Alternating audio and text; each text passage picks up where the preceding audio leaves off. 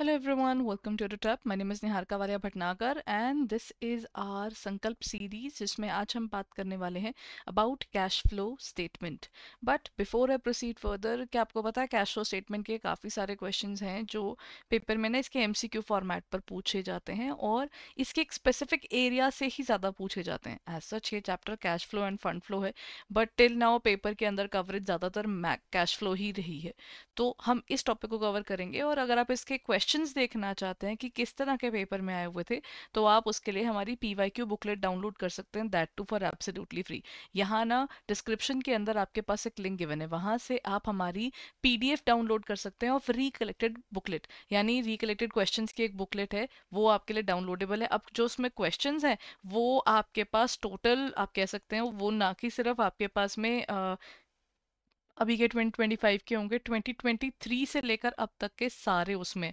तो ये सब के लिए थोड़ा सा बेनिफिशियल हो जाता है ना कि आपको अपनी प्रिपरेशन में वहाँ पर फ़ायदा ही रहता है, क्योंकि आपको एक बार आइडिया हो जाए कि किस तरह के क्वेश्चंस पेपर में आए हुए हैं and how to pursue further with those kind of questions. So let's begin with the session everyone. Now comes the cash flow statement. Cash flow statement यानी कैश की इनफ्लो, कैश का outflow, cash की movement note करने वाली statement है ना. तो इसके अंदर होता क्या है? Cash flow statement is all about money. पैसा कैसे मूव कर रहा है, कैसे नहीं कर रहा.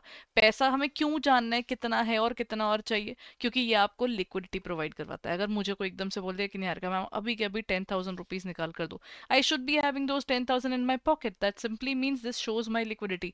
अगली बार वो मुझे पैसे इतने देते हुए 10,000 20,000 का उधार देते हुए उसको टेंशन नहीं है. उसको पता है ये तो मेरे को साथ साथ ही मिल जाते हैं, तो ठीक है. If the person wants the goods on credit, if they want to buy the goods on credit and then they are selling, लेकिन उसके पास है जब मेरे को चाहिए होगा, तो मेरे को चिक चिक क्यों करनी. तो वहां पर लिक्विडिटी आ जाती है. Then it helps in running the daily operations. Daily operations में अगर आपको सोचिए एफडी तोड़वानी पड़ जाती है ऑर्गेनाइजेशन को, वो 10 लोगों के पास जा जाकर पैसे मांग रही है, तो ये उसका ना शो करता है उसकी फाइनेंशियल हेल्थ ठीक नहीं है. तो जब ऑर्गेनाइजेशन के पास में अपना पैसा होता है, जिन लोगों को सैलरी देनी है दे दो, लेबर का पैसा दे दो, हमारे यहाँ पे कुछ रिपेयर वगैरह हुआ है उसका पैसा भी दे दो, और उसके बावजूद भी हमारे पास कैश पड़ा है टू मीट एनी इमरजेंसी. इस तरह की ऑर्गेनाइजेशन को और कोई कहता है अच्छा ये वाली सेफ है, हाँ, ऐसी ऑर्गेनाइजेशन इज समथिंग जो हम देख रहे थे. यहाँ से क्या पता चलता है हमें? यहाँ से ये पता चलता है कि उस ऑर्गेनाइजेशन की लिक्विडिटी का लेवल तो इज फाइन, है ना. Then profit is not the same as cash generation. One of the facts, जो हमारा प्रॉफिट होता है ना, वो अलग चीज है और आपका कैश अलग चीज है. देखिए ऑर्गेनाइजेशन कई बार प्रॉफिट बहुत अच्छा दिखा रही होती है, लेकिन वो उतना कमा नहीं रही होती है इन numbers.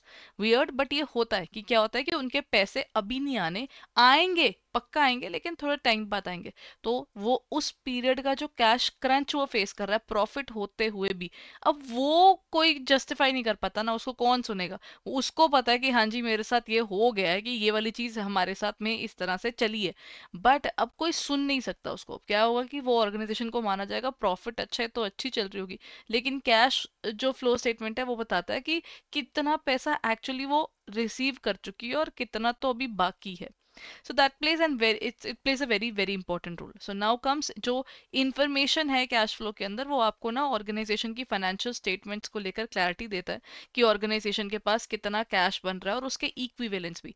Cash is not only about आपकी जेब में कैश कितना है, but also about the bank balance as well as your marketable securities. Marketable securities वो सिक्योरिटीज है जिनको 3 महीने के अंदर अंदर आप कैश में कन्वर्ट कर सकते हो. So this gives, I would say, a better idea about the organization कि अच्छा गया आपके उसके पास में मोटा मोटा लिक्विड में पड़ा हुआ कितना पैसा है, और चाहे वो किसी भी फॉर्म में पड़ा हो, चाहे कैश में पड़ा हो, चाहे बैंक में पड़ा हो, और कितना पैसा उस ऑर्गेनाइजेशन के पास ऐसा है जहां पर ना उसको ये लिक्विडिटी के केस में साइड पर रखकर उसको ये चीज जाननी है कि अच्छा उसके पास में ओवरऑल प्रॉफिट्स कितने आ रहे हैं, उसके लिए वो फाइनेंशियल स्टेटमेंट्स देख लेगा. तो मतलब मुझे लगता है इस तरीके से ऑर्गेनाइजेशंस को और क्लैरिटी रहती है. और पता है कैश फ्लो स्टेटमेंट जो लिस्टेड कंपनीज हैं सेबी के अंदर, उनको तो कंपल्सरी है उनको बनाना ही है.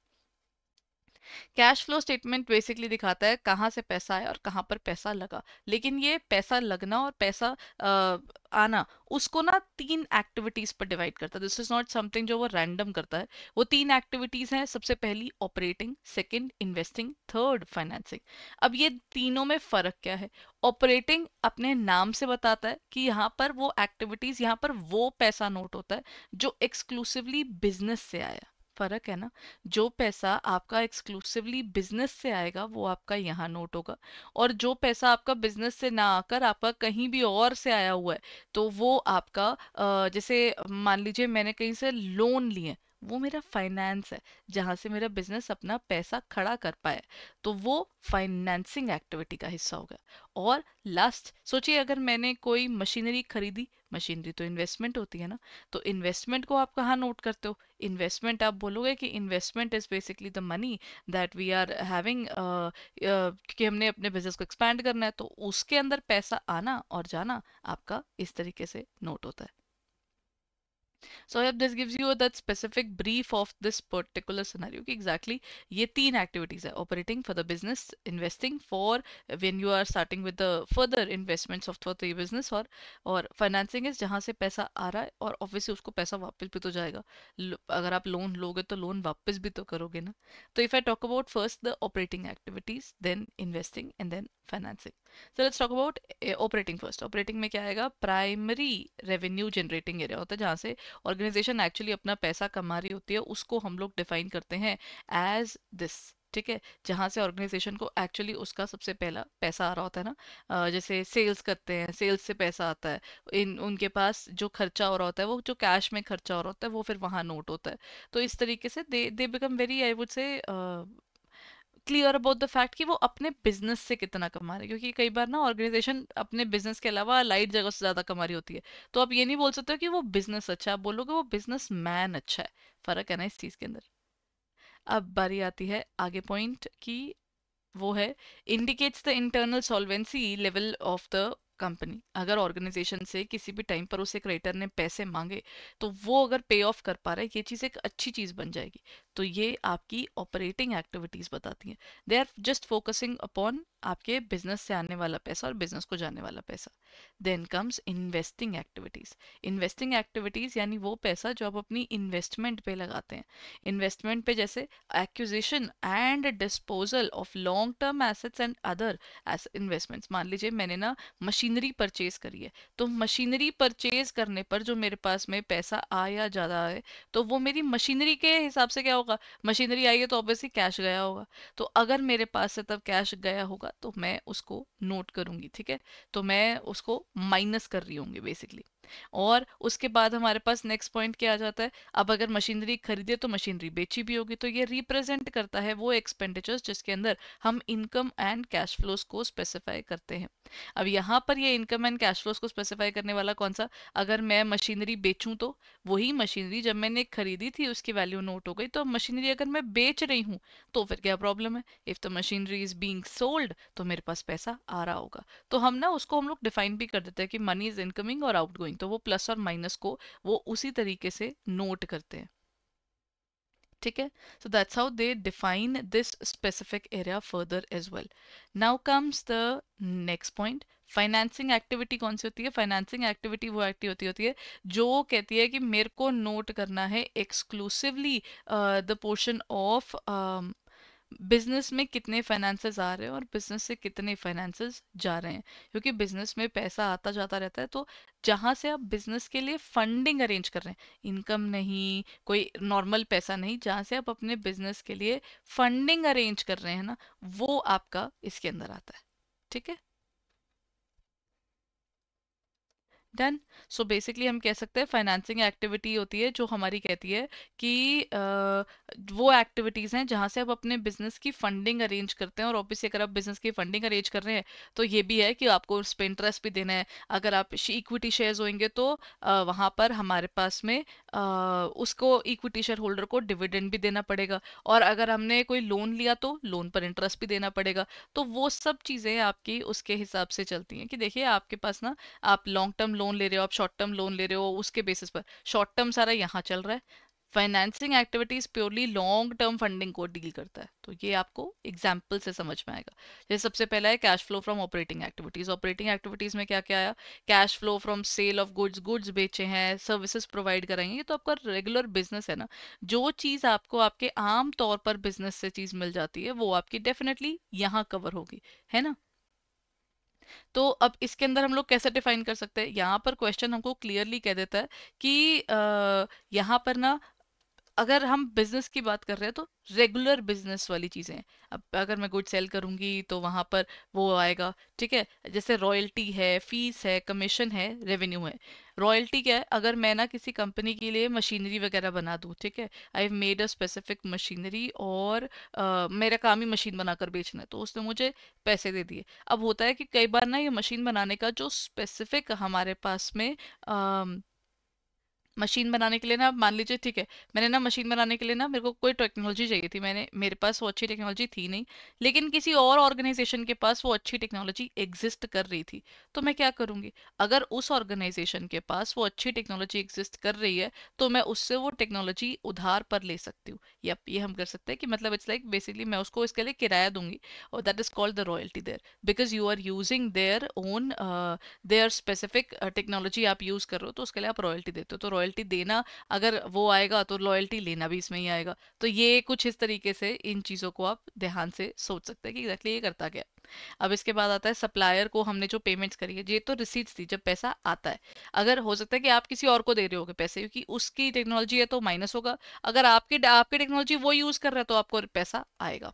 आपको कोई सप्लायर को पेमेंट करी है, कोई इम्प्लॉयज को पेमेंट करी है, अपनी जेब से पैसा जा रहा है। कोई प्रीमियम जेब में आ जाए तो वो अपने पास आ रहा है, कोई रिफंड आ रहे हैं तो वो भी प्लस होंगे, कोई रिसीट्स आ रही हैं जो हमें कॉन्ट्रैक्ट से मिल रही हैं डीलिंग फॉर ट्रेडिंग पर्पसेस के लिए, हमको जो पैसा मिलता है वो हमारा सारा इसके अंदर आता है।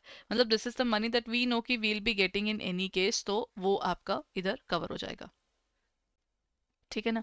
हमारे बिजनेसेस में जो भी पैसा हमारे बिजनेस को मिल रहा है, just because we are working upon what, we are working towards the area of exclusively the business activities, वो यहाँ पर एक तरह से आपको समझ में आ जाएगा कि वही इसमें इंक्लूड किया जाता है और कुछ इंक्लूड ही नहीं है, इजंट इट। ओके, अब चलते हैं इसके आगे। अब जैसे क्वेश्चन में क्या कह रहा है, उसके बाद में हमारे पास में ऑपरेटिंग एक्टिविटीज खत्म हुई, फिर आती है इन्वेस्टिंग। इन्वेस्टिंग में हमारे पास क्या आ जाएगा? इन्वेस्टिंग का मतलब हो जाता है जिसमें हमने पैसे लगाए हुए हैं।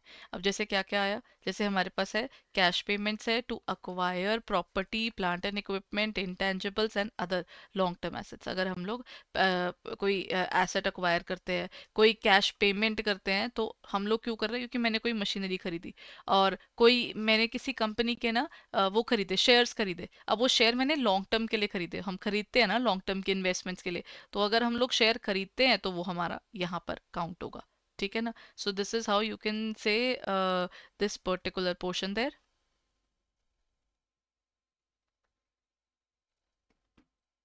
राइट।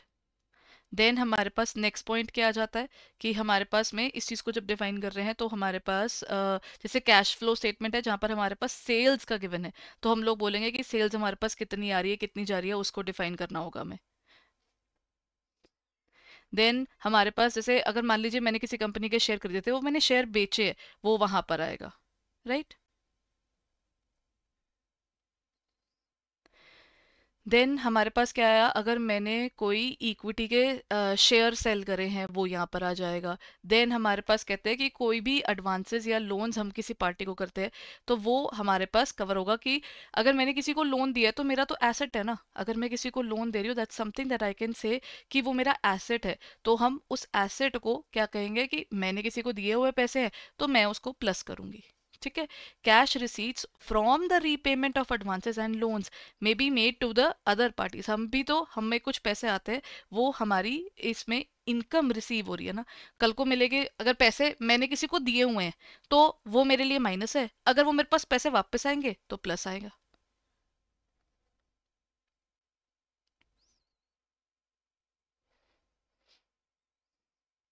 अब चलते हैं आगे।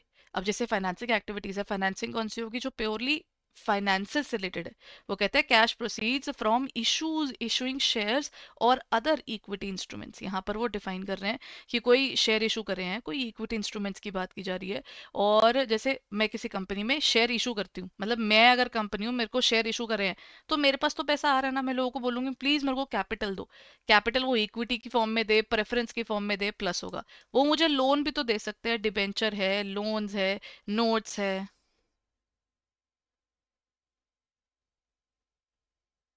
डन।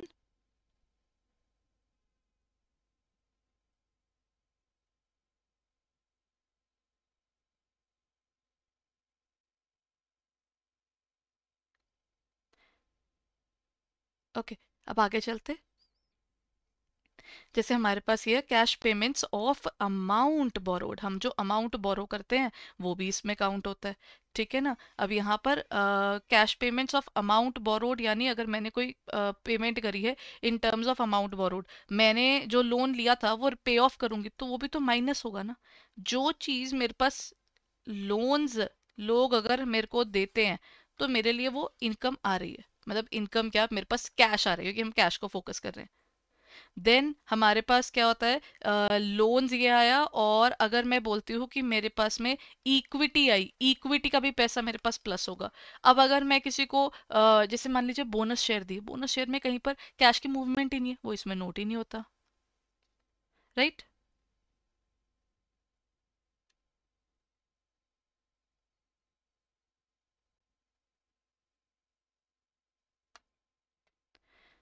अब यहाँ देखिए, अब जैसे बोल रहा है form of cash flow statement, अब इन तीनों एक्टिविटीज के बेस पर हम क्या डिस्कस कर सकते हैं कि इसके कैश फ्लो स्टेटमेंट कैसे दिखती है।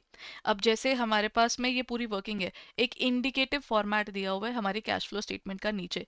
पहले हम क्या बनाते हैं, ऑपरेटिंग एक्टिविटीज, फिर हम बनाते हैं फाइनेंसिंग, और फिर हम लोग कहते हैं ये वाली चीज में आप इन्वेस्टिंग बनाओगे और फिर आप बनाओगे फाइनेंसिंग। ये तीनों चीजें बनती है। अच्छा, ये वाला ना यहाँ पर वो आता है कि इसको हम कहते हैं इनडायरेक्ट मेथड, ये याद रखिएगा। दो तरह के मेथड्स है, डायरेक्ट और इनडायरेक्ट। डायरेक्ट मेथड का इस्तेमाल नहीं किया जाता, क्योंकि सेबी इसको यूज करने को नहीं कहती। सेबी कहती है कि इनडायरेक्ट मेथड यूज कीजिए। तो इनडायरेक्ट मेथड कहता है कि आप इन तीनों एक्टिविटीज में डिवाइड कीजिए और अपने प्रॉफिट एंड लॉस को इसका बेस उठाइएगा।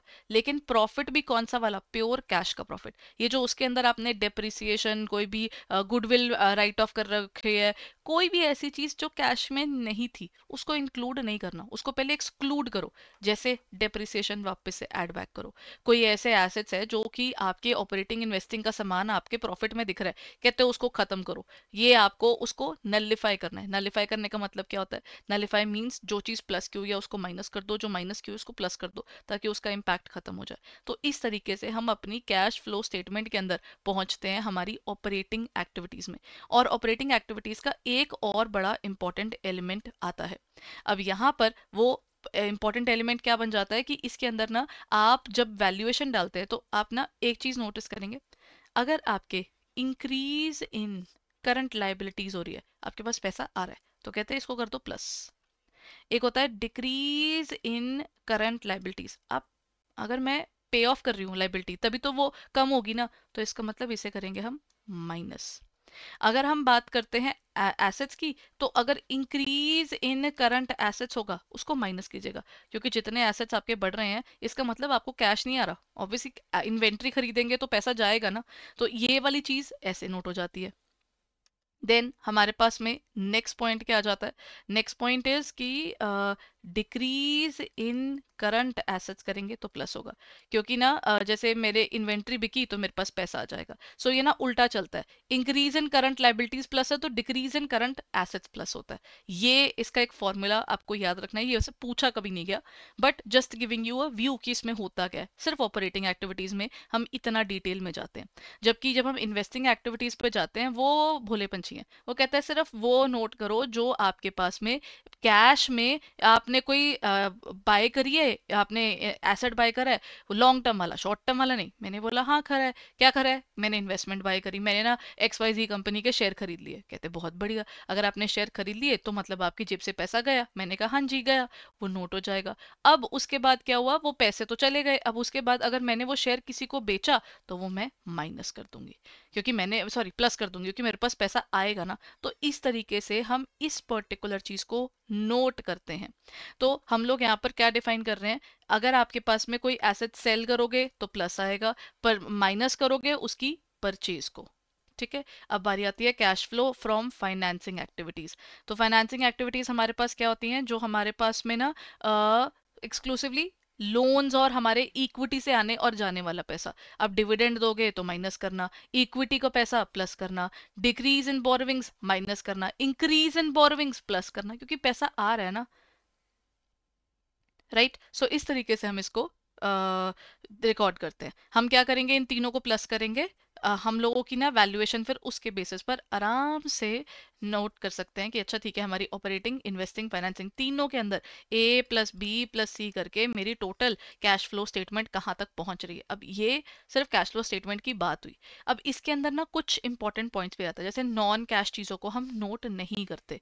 अब यहाँ पर नॉन कैश चीज़ों में अपना डेप्रिसिएशन भी आता है। और अच्छा मुझे एक बात बताइए, अगर मेरा काम डिविडेंड, अगर मेरा काम, मैं बोल देती हूँ कि मैं किसी कंपनी के लिए काम कर रही हूँ, तो मेरे को ना मैं एक फाइनेंसिंग कंपनी हूँ, मेरे लिए लोन देना लोन लेना रोज का काम है। तो मेरे लिए इंटरेस्ट का पैसा आना है और जाना, वो मेरा ऑपरेटिंग का पार्ट होगा, वो मेरा इन्वेस्टिंग का और फाइनेंसिंग का पार्ट नहीं हो सकता, because what ever my basic business वो मेरा ऑपरेटिंग में जाएगा। तो फाइनेंसिंग कंपनीज बोलेंगी जो इंटरेस्ट आ रहा है जा रहा है, शेयर खरीद रहे हो शेयर बेच रहे हो, कहते हैं ये तो हमारा रोज का काम है। अगर आप फर्नीचर बेचते हो रोज रोज, तो मैं शेयर बेचता हूँ रोज रोज, तो मेरे लिए शेयर इन्वेंटरी की तरह यूज होता है जी। तो आपको उसको वहीं पर रिकॉर्ड करना होगा। ठीक है, वो मेरे लिए ऑपरेटिंग माना जाएगा। तो आपको हमेशा उन ऑर्गेनाइजेशंस को देख कर चलना है। तो कैश फ्लो स्टेटमेंट प्रोवाइड करती है आपको information that enables the evaluation of changes in the net assets of the enterprise. ये आपको हेल्प करती है कि आप उसकी वर्किंग को समझ सके, कि आपके एग्जैक्टली उसके एसेट्स कहाँ पहुंच रहे हैं, उसकी इंफॉर्मेशन दे पाते हैं यूजफुल, की एग्जैक्टली इस ऑर्गेनाइजेशन की एबिलिटी कैश और कैश इक्विवेलेंट्स में कहाँ तक पहुंची हुई है, कितने पैसे इसके पास है आज के लिए और आने वाले कल के लिए भी। और it also enhances the comparability of reporting, ये रिपोर्टिंग को भी बढ़ा देता है, क्योंकि ऑर्गेनाइजेशन की वो चिंता खत्म हो जाती है ना कि उसकी वैल्यूएशन कैसी चल रही है और कैसी नहीं। और it also helps in balancing its cash inflow and outflow. Organisation के लिए एक बड़ा चैलेंज होता है कि वो अपने ना इनफ्लो और आउटफ्लो को कैसे मैनेज करने वाला है। तो वो भी एक एलिमेंट आ जाता है जो इसके अंदर डेफिनेटली एक बार क्या हो जाता है, उसको आप रिव्यू कर पाते हो कि अच्छा हमारे पास में इनफ्लो और आउटफ्लो का क्या सिनेरियो चल रहा है। वो चीज़ भी एक तरह से बड़े आराम से और इज्जत से नोट हो जाती है। और ये आपको बैलेंसिंग किसकी करवाता है, इनफ्लो और outflow in terms of changing conditions भी आपको नोट करने में जो उसकी हेल्प है, that is bigger. Liquidity help करता है, क्योंकि आपको ये पता है आपके पास कैश में कितना पड़ा है, तो आपको पता है आप खर्चे दे पाओगे कि नहीं दे पाओगे, आप अपने डेट्स को टाइमली पे कर पाओगे कि नहीं पे कर पाओगे। ये कुछ कड़वी बातें हैं जो ऑर्गेनाइजेशन को आंसर करनी होती है दुनिया को। क्योंकि अगर ऑर्गेनाइजेशन के पास इसके लिए पैसे नहीं है तो बोलते हैं तो बैंकरप्सी पे जा रही है, इसने पहले क्यों नहीं बताया। तो उसको वो क्लियरली बतानी जरूरी होती है। और banks and other creditors can use it to decide the repayment of schedules. वो उसको स्केड्यूल्स रीपेमेंट अपनी करने के लिए, क्योंकि उसको पता ना उसके पास हर टाइम कितना पैसा है, तो कितना पैसा वो रीपेमेंट करने के लिए, लोन चुकाने के लिए यूज कर सकता है। और अब इसके कुछ इंपॉर्टेंट पॉइंट्स हैं। इंड AS7 है और AS3 है जो बताता है कैश फ्लो स्टेटमेंट को। ये आपको याद करना है बिकॉज ये पेपर में पूछे जाते हैं। देन हमारे पास जो इंड AS7 या AS3 है वो आपकी ऑपरेटिंग एक्टिविटीज का है। देन डायरेक्ट मेथड और इनडायरेक्ट मेथड, ये दोनों मेथड्स मैंने आपको बताया था ना, ये दोनों मेथड्स इसमें यूज होते हैं, लेकिन असलियत में इनडायरेक्ट यूज होता है, क्योंकि सेबी ने इसको बोल दिया कि यही मेथड यूज करना है और कोई मेथड यूज करना ही नहीं है। तो यहाँ पर ट्रांजैक्शंस कौन सी नोट होती हैं, जो नॉन कैश की नेचर की होती हैं, उनको एलिमिनेट करना पड़ता है। कोई एक्रूवल्स हैं उसको भी आपको साइड पर रखना पड़ेगा, क्योंकि पैसा जब आएगा तब नोट करना ना। और कोई भी इनकम या एक्सपेंस जो कि एसोसिएटेड है कैश फ्लो के इन्वेस्टिंग और फाइनेंसिंग में, तरीके से नोट करना है कि वो हमारी उसको बिलोंग भी कर रहा है, आया भी है कि नहीं आया। अगर मैंने कोई शेयर खरीदा अपनी कोई चीज बेच के, ओहो इसमें ना क्वेश्चन दिख ही गया, मतलब ये क्वेश्चन ही मेरे को करवाना था बेसिकली, तो भी क्वेश्चन और आंसर दोनों ही दिख गए। तो let me show you that particular point itself. Question क्या कहता है मेरा यहाँ पर कि मेरे पास में एक कंपनी ने परचेज की है मशीनरी 50,000 की, उसका आउटफ्लो है या इनफ्लो काउंट होगा, फाइन इन्वेस्टिंग काउंट होगा, फाइनेंसिंग काउंट होगा, या नॉन कैश ट्रांजैक्शन है या ऑपरेटिंग है।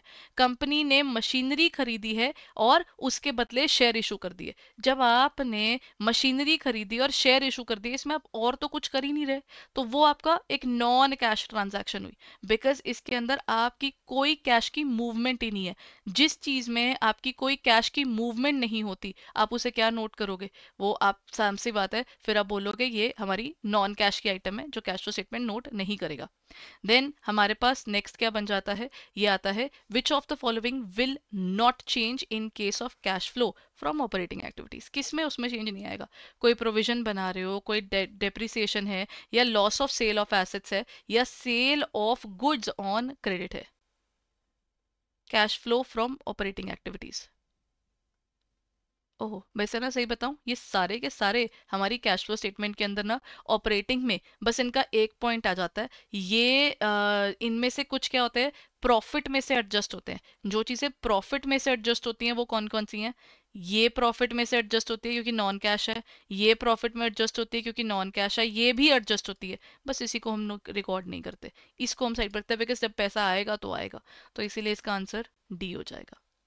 सो this is it for the day everyone. I hope ये सेशन आपके लिए हेल्पफुल था, and if it was, all you need to do is आपको जाना होगा हमारी वेबसाइट पर, यानी आप जा सकते हैं edutap.in पर, and as soon as you go on to the website edutap.in, यहाँ पर जाकर आपको मिल जाएगा हमारी वेबसाइट पर the courses there. What you need to do is just check it out there.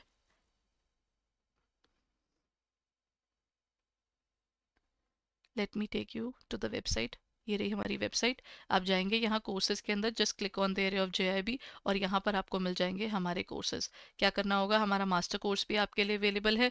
Master course में सारे के सारी क्लासेस रिकॉर्डेड है। छोटी छोटी क्लासेस के अंदर आपको पूरे पूरे चैप्टर बहुत डिटेल में कवर्ड मिलेंगे। और दूसरी तरफ हमारी जो मास्टर कोर्स है, इसके अंदर आपको बिल्कुल पेपर से पहले लाइव क्लासेस मिलेंगी। Mock test, PYQs, unit wise test, full length test सब मिलेगा इसमें। और एक हमारा बैच 5 आ चुका है, लाइव बैच है। लाइव क्रैश कोर्स के अंदर आपको हम लाइव पढ़ाते हैं क्लास के अंदर, and this would be a period of around 15 classes पर कंपोनेंट, यानी 60 क्लासेस में आपको पूरा JIB के चारों सब्जेक्ट्स कवर करेंगे हम। ठीक है, सो this is it for the day everyone. Thank you so much. Prepare well. And अच्छा, लास्ट चीज ना, अगर आप कर रहे हैं तो यहाँ कोड है JIB 80 जो चल रहा है हमारा दोनों तरफ। याद रखिएगा, आप कोड यूज करना मत भूलिएगा when you are purchasing our courses. That's it for the day. Thank you.